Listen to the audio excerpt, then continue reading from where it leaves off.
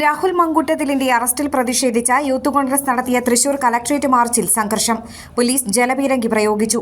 ജലപീരങ്കി പ്രയോഗത്തിനിടെ പോലീസിനു നേരെ പ്രവർത്തകരുടെ കല്ലേറുമുണ്ടായി. ഇന്നുച്ചയ്ക്ക് 12ഓടെ തൃശൂർ DCC ഓഫീസിൽ നിന്നാണ് മാർച്ച് ആരംഭിച്ചത്. കളക്ട്രേറ്റ് പടിക്കൽ മാർച്ച് എത്തിയ ഉടൻ തന്നെ പ്രവർത്തകർ പോലീസ് ബാരിക്കേഡ് മറിച്ചിടാൻ ശ്രമം ആരംഭിച്ചു.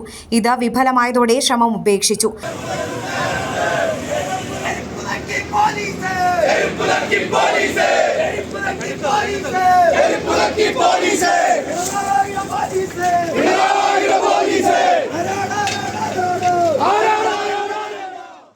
തുടർന്ന് നടന്ന ധർണ യൂത്ത് കോൺഗ്രസ് സംസ്ഥാന ഉപാധ്യക്ഷൻ ഉദ്ഘാടനം ചെയ്തു.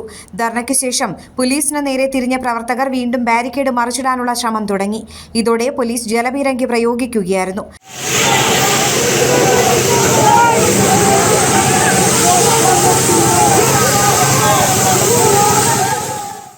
ജലപീരങ്കി പ്രയോഗത്തിനിടെ പ്രവർത്തകരിൽ ചിലർ പോലീസിനു നേരെ കല്ലെറിഞ്ഞു.